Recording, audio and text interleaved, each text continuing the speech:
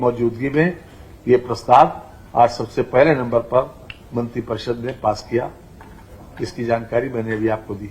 अब मैं पहले आदरणीय श्री सूर्य प्रताप शाही जी से अनुरोध करेंगे कि वो अपने विषय पर आपके सामने बात रखें।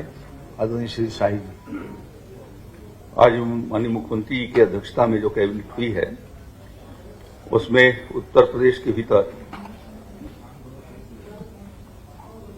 बीजों के प्रसंस्करण की वृद्धि किए जाने के लिए और बीज उत्पादन को बढ़ाए जाने की दृष्टि से सीड पार्क स्थापना करने का निर्णय किया है। यह उत्तर प्रदेश का पहला सीड पार्क होगा और ये भारत रत्न देश के पूर्व प्रधानमंत्री चौधरी चरण सिंह जी के नाम पर ये सीड पार्क जो है स्थापित किया जाएगा। आप अवगत हैं कि उत्तर प्रदेश के भीतर 165 लाख हेक्टेयर के भीतर हमारी खेती का काम होता है, फसल आच्छादन है और दोनों फसलों को मिलाकर किया जाए तो 270 लाख हेक्टेयर के भीतर खेती होती है, जिसके लिए 70 लाख कुंटल यानी 7 लाख मेट्रिक टन बीज की आवश्यकता पड़ती है। राज्य अभी 46 लाख कुंटल ही बीज पैदा कर पाता है और शेष बीज जो है वो पड़ोसी राज्यों से आता है। हमारे राज्य के भीतर बीज का उत्पादन को प्रोत्साहित किया जाए और साथ साथ में एक उन्नतशील बीज उनको प्रसंस्कृत करके दिया जाए। इस नाते से ये सीड पार्क स्थापित किए जाने का निर्णय हम लोगों ने किया है कि राज्य के 5 क्लाइमेटिक जोन, प्रदेश के भीतर 9 क्लाइमेटिक जोन हैं, कृषि के 9 क्लाइमेटिक जोन हैं, जिसमें से 5 क्लाइमेटिक जोन के भीतर पार्क लगाया जाएगा और चरणबद्ध तरीके से ये पार्क बनेगा। पहला पार्क के बारे में आज निर्णय हुआ है जो लखनऊ के अटारी फार्म के भीतर वो स्थापित किया जाएगा और उसमें 130.63 एकड़ के भीतर वो स्थापित की जाएगी, जिसके ऊपर 251 करोड़ 70 लाख रुपए का व्यय आना संभावित है। इस सीड पार्क की स्थापना से जो अन्य राज्यों के ऊपर हमारी बीज की निर्भरता है वो निर्भरता हम आत्मनिर्भर हो सकेंगे। इसके अलावा पड़ोसी राज्यों को भी हम बीज निर्यात कर सकेंगे और साथ साथ में जो हमारा सीड का कारोबार राज्य के भीतर है वो सीड का कारोबार लगभग 6500 करोड़ से लेकर के 7000 करोड़ रुपए के बीज का है। तो इसमें से 3000 करोड़ रुपए के बीज जो है वो बाहर के राज्यों से आते हैं। हाईब्रिड सीड उत्तर प्रदेश में कोई नहीं बनता, तो इस सीड पार्क के बनने से हाईब्रिड सीड का उत्पादन भी हो सकेगा और जो 3000 करोड़ रुपए का से लेकर के 3500 करोड़ रुपए का अन्य राज्यों से जो सीड आती है वो हमारे राज्य के भीतर वो निर्मित की जा सकेगी, जिससे उत्तर प्रदेश के किसानों को व्यापक फायदा होगा। और इससे यदि सीड का जो रिप्लेसमेंट किया जाता है तो लगभग 15 से 20% जो है वो उत्पादन बढ़ता है। इस सीड पार्क के बन जाने से राज्य का जो हमारा उत्पादन है वो लगभग 1.5 गुना के करीब बढ़ाई जा सकेगी। इस नाते योगी जी की सरकार ने किसानों के हित में यह निर्णय किया है कि हम उत्तर प्रदेश में सीड पार्क बनाएंगे और चरणबद्ध तरीके से हम आगे के दिनों में पश्चिमी उत्तर प्रदेश के भीतर मध्य जोन में, फिर तराई जोन के भीतर और बुंदेलखंड में, इस मध्य जोन के भीतर लखनऊ में स्थापित हो रहा है। तो इस प्रकार से 5 सेक्टर के भीतर और हमारे यहाँ पर कृषि विश्वविद्यालय के पास जहाँ पर जमीन है उन विश्वविद्यालयों के भीतर और या जो हमारे पास सीड के फार्म हैं बड़े, वहां पर हम इस सीड पार्क को स्थापित करेंगे और इसका ये 30 साल के लिए सीड उत्पादक कंपनियों को ये लीज के रूप में दी जाएगी। उसको 90 वर्ष तक की अवधि तक उसको बढ़ाया जा सकेगा। इसके माध्यम से 1200 लोगों को प्रत्यक्ष और 3000 लोगों को अप्रत्यक्ष रोजगार प्राप्त हो सकेंगे। 5 सीड पार्क जब बन जाएंगे तो 6000 लोगों को प्रत्यक्ष और 15000 लोगों को रोजगार स्थापित हो सकेगा और इससे प्रदेश के भीतर गुणवत्तापूर्ण बीज उत्पादन करने में हमारा प्रदेश आत्मनिर्भर होगा और साथ साथ में जो सीड रिप्लेसमेंट रेट है वो उससे बढ़ाई जा सकेगी। तो यह एक महत्वपूर्ण फैसला आज किसानों के पक्ष में सरकार ने किया है। बहुत बहुत धन्यवाद शाही जी। अब मैं आदरणीय श्री ए.के. शर्मा जी से अनुरोध करेंगे कि आज के देखिए इसकी प्रक्रिया शुरू हो गई है और 2 वर्ष के भीतर मैं अनुमान करता हूं अब जमीन के आवंटन के काम प्रारंभ होंगे। तो वो बीड लेवल पर जो मैक्सिमम रेट उसको देंगे तो उनको उसका आवंटन होगा। 36 कंपनियों ने इसके भीतर रुचि जाहिर किया था। जब हम लोगों ने उसके लिए उनसे आशय पत्र मांगे थे तो 36 कंपनियों ने उसमें किया, जिसके भीतर देश के बड़ी बड़ी कंपनियों ने भी, जिसके मोजीवीडू है, वायर है, पाइनियर है, ऐसे लोगों ने भी आवेदन पत्र दिया है, अपनी अभिरुचि दिखाई उत्तर प्रदेश की तरफ। धन्यवाद। धन्यवाद सर। नगर विकास विभाग के 2 प्रस्ताव आज माननीय मंत्रिपरिषद ने माननीय मुख्यमंत्री जी की अध्यक्षता में स्वीकृति दिया है। दोनों ही प्रस्ताव Atal mission for rejuvenation and urban transformation अर्थात अमृत जो योजना है हमारी, इससे संबंधित है दोनों ही प्रस्ताव। ये योजना भारत सरकार ने 2016 से शुरू किया था। उन्हीं के समर्थन से फंडिंग उनकी भी आंशिक है, उनके समर्थन से ये योजना चलती है और विशेष रूप से जलापूर्ति, सीवरेज, पार्क निर्माण और ग्रीन स्पेस की परियोजनाओं, पेयजल सहित ये योजना लागू पड़ती है नगरीय निकायों में। अमृत एक योजना में कुल 328 कार्य लिए गए थे 60 निकायों में, जिनमें से 307 पूरे हो चुके हैं, 21 गतिशील हैं। और उसी प्रकार अमृत 2 योजना में जो वर्तमान में चल रही है उसमें भी 372 निकायों में 529 काम लिए गए हैं, जिनमें पेयजल के काम हैं, सीवरेज के, वाटर रीयूज के काम है, पार्क और ग्रीन स्पेस के काम है, वाटर बॉडी के काम है। एक अनुभव ये आया कि जो फंडिंग पैटर्न है जो इस योजना का, उसमें 2024 के पहले 30% निकायों 10 लाख से ऊपर वाले निकायों को अर्थात बड़े निकायों को देना होता था और 20% 1 लाख से 10 लाख तक के निकायों को देना होता था।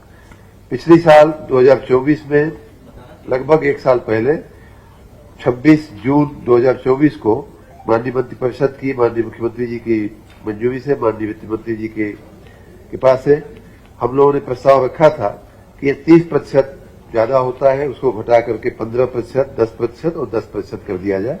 10 लाख से अधिक वालों का 15, 1 से 10 वालों का 10 और 1 लाख से भी कम वालों का 10%। लेकिन उसके कार्यान्वयन में भी हमें थोड़ी दिक्कत लगी।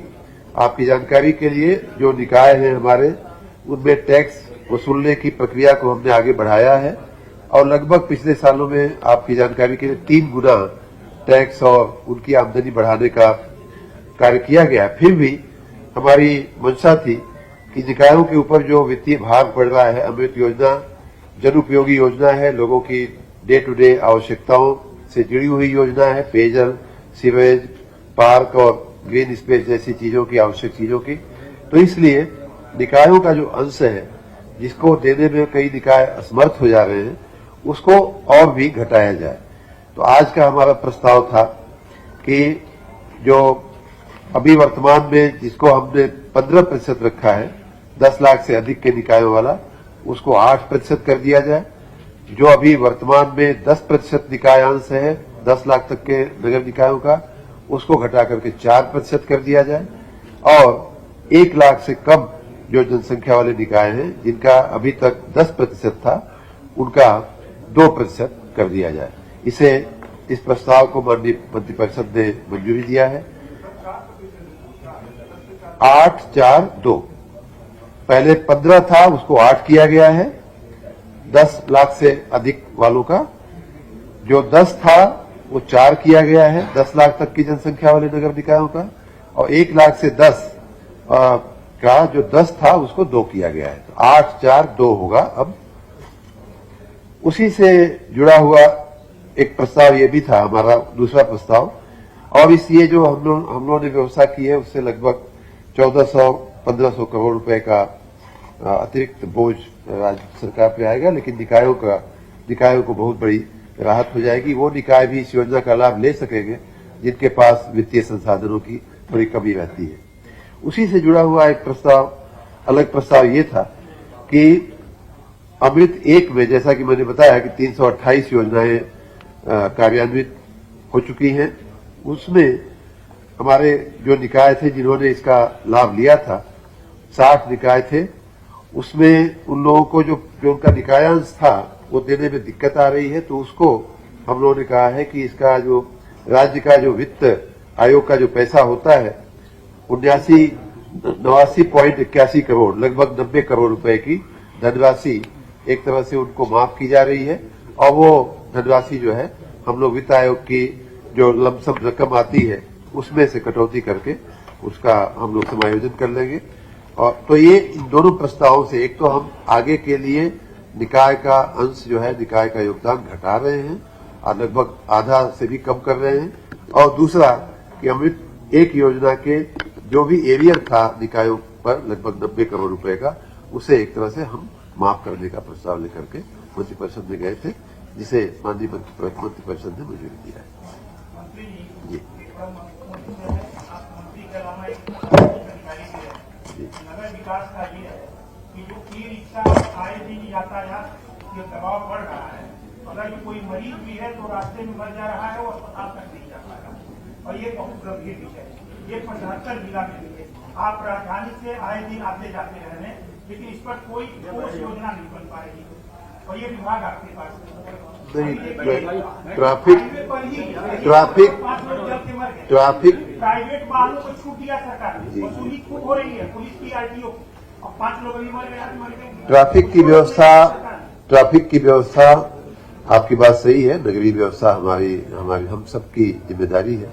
लेकिन ट्रैफिक की अगर बात करें तो टेक्निकली ये हमारे विभाग में नहीं आता है, लेकिन आपकी चिंता से मैं सहमत हूं। गाड़ियां बढ़ रही हैं, ट्रैफिक बढ़ रहा है, एम्बुलेंसेस के लिए कई बार जगह नहीं मिलती है। ये बात मैं संज्ञान में रखता हूं और जहां आवश्यक होगा, जहां उचित होगा, जरूरी होगा, उसका संज्ञान लेकर के उस पर कार्रवाई भी की जाएगी। आप सबका बहुत बहुत धन्यवाद। बहुत बहुत धन्यवाद। माननीय श्री धर्मपाल जी, आप अपने प्रस्ताव के संबंध में। धन्यवाद। मैंने उत्तर प्रदेश दुग्धशाला विकास एवं दुग्ध उत्पादक प्रोत्साहन नीति 2022 में 2000 संशोधन का प्रस्ताव मंत्रिपरिषद के समक्ष ले गए, जिसे मंजूरी मिल गई है। प्रदेश में दुग्ध आधारित उद्योगों की स्थापना को प्रोत्साहित करने एवं विद्यमान प्रसंस्करण क्षमता में वृद्धि, तकनीकी उच्चीकरण तथा सूचना तकनीक का उपयुक्त प्रयोग व क्षमता का विकास करते हुए डेयरी सेक्टर के समस्त स्टेक होल्डर्स के लिए अधिकाधिक लाभ सुनिश्चित करने के लिए उत्तर प्रदेश दुग्धशाला विकास एवं दुग्ध उत्पाद प्रोत्साहन नीति 2022 में संशोधन लाए हैं। इसमें प्रदेश में निवेश को प्रोत्साहन मिलेगा और छोटे निवेशक भी आएंगे। $1 ट्रिलियन इकोनॉमी में इसमें वृद्धि होगी।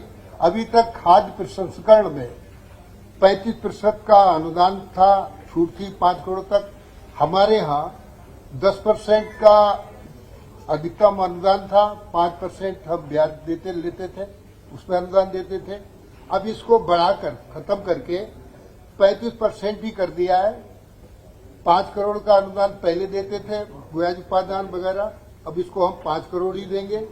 तो नवीन दुग्ध प्रसंस्करण इकाई स्थापना में ये सब बदलकर 10% की जगह पूरा पूंजीगत अनुदान 35% करते हुए 5 करोड़ तक की सुविधा देंगे।